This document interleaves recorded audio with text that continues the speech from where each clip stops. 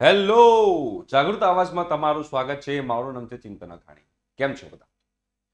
PDU Pandit Deendayal energy university, એમાં જો તમારે જેડબલઈ મેન્સ થ્રુ એડમિશન લેવું હોય તો તમારો ઓલ ઇન્ડિયા રેન્ક કયો હોવો જોઈએ, બ્રાન્ચ વાઇઝ અને કાસ્ટ વાઇઝ, જે આજના વિડીયોમાં હું કહેવાનો છું. અગેન, તમારે પીડીયુની અંદર પણ જો એડમિશન લેવું હોય જેડબલઈ મેન્સ થ્રુ, તો તમારે એની અલગથી આખી એડમિશન પ્રોસિજર ખાલી ને ખાલી પીડીયુની થતી હોય છે.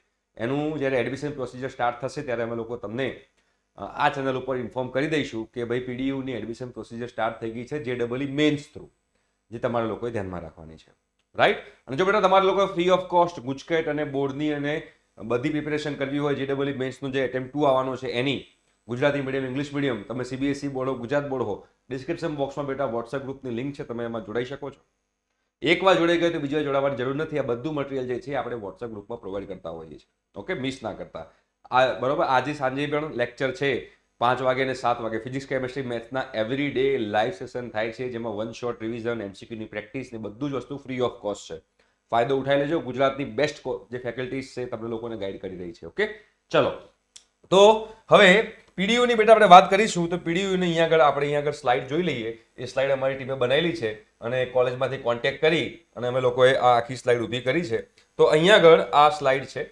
ઓકે, હવે પીડીયુની અંદર પહેલી જે બ્રાન્ચ છે બાયોટેકનોલોજી. તો તમે જનરલ કેટેગરીમાં હો તો તમારો ઓલ ઇન્ડિયા રેન્ક જે છે 12 લાખની આજુબાજુ હોવો જોઈએ. જો તમે એસસી કેટેગરીમાં હોવ તો તમારો જે રેન્ક જે છે એ 3 લાખની આજુબાજુ હોવો જોઈએ. એસટી ને એનઆરઆઈમાં તો કોઈ ક્લોઝિંગ છે જ નહીં, ખાલી પડી રહે છે જેડબલઈ મેન્સ થ્રુ. કેમિકલની અંદર તમારો રેન્ક બેટા 7 લાખની આજુબાજુ હોવો જોઈએ. એસસીમાં કોઈ કટ ઓફ છે જ નહીં. તમે એસસી કેટેગરીમાં હો તો તમને જેડબલઈ મેન્સ થ્રુ પીડીયુમાં સીધું એડમિશન મળી જાય. એસટીમાં તમારો રેન્ક જે છે 7 લાખની આજુબાજુ હોવો જોઈએ અને એનઆરઆઈમાં કોઈ એનો કટ ઓફ છે નહીં.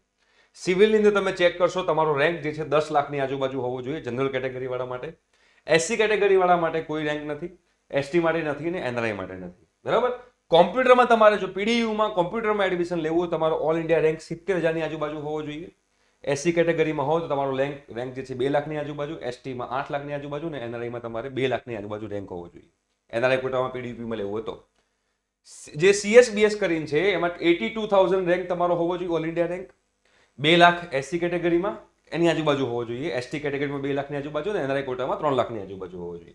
ઈસીમાં તમારે બ્રાન્ચમાં પીડીયુની ઈસીમાં બ્રાન્ચમાં તમારે એડમિશન લેવું હોય તો ઓપન કેટેગરીમાં 1,40,000ની આજુબાજુ રેન્ક હોવો જોઈએ, એસસીમાં 6 લાખની આજુબાજુ રેન્ક હોવો જોઈએ, એસટીમાં 13 લાખની આજુબાજુ રેન્ક હોવો જોઈએ તમારો અને એનઆરઆઈ કોટામાં 5 લાખની આજુબાજુ હોવું જોઈએ. ઇલેક્ટ્રિકલમાં તમારે 8.5 લાખની આજુબાજુ રેન્ક ઓલ ઇન્ડિયા રેન્ક છે, સીઆરએલ કોમન રેન્ક લિસ્ટ. બરોબર છે? એસસી કેટેગરી વાળા માટે 6 લાખ, એસટી અને એનઆરઆઈ કોટામાં કોઈ કટ ઓફ છે નહીં એનું. આઈસીટીમાં લેવું હોય તો તમારો જે રેન્ક જે છે 1 લાખની આજુબાજુ રેન્ક હોવો જોઈએ જનરલ કેટેગરી વાળા માટે, 4 લાખની આજુબાજુ રેન્ક એસસી કેટેગરી વાળા માટે, એસટી વાળા માટે કોઈ રેન્ક નથી અને એનઆરઆઈ માટે જે છે એ 4 લાખની આજુબાજુ છે. મિકેનિકલમાં તમારે એડમિશન લેવું હોય તો 3.5 લાખની આજુબાજુ રેન્ક હોવો જોઈએ. બરોબર?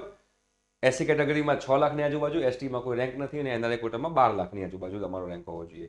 પેટ્રોલિયમમાં પીડીયુમાં પેટ્રોલિયમમાં તમારે એડમિશન લેવું તો 8 લાખની આજુબાજુ રેન્ક ઓપન કેટેગરી વાળા માટે, એસસી કેટેગરી વાળા માટે 9 લાખની આજુબાજુ, એસટીમાં કોઈ કટ ઓફ નથી, એનઆરઆઈમાં પણ કોઈ કટ ઓફ નથી એનું. તો આ મેં પીડીપીયુના તમને કટ ઓફ કીધા છે. તમારે એના સિવાય બીજું કંઈ જાણવું હોય, બીજા કોઈ ટોપિક વિશે સમજવું હોય તો તમે કમેન્ટ બોક્સમાં કમેન્ટ કરી શકો છો કે સર અમારે આ ટોપિક વિશે સમજવું છે, પ્લીઝ અમને લોકોને સમજાવો. તો અમે તમને લોકોને એ ટોપિક વિશે સમજાવીશું. ઠીક છે? Thank you so much. By.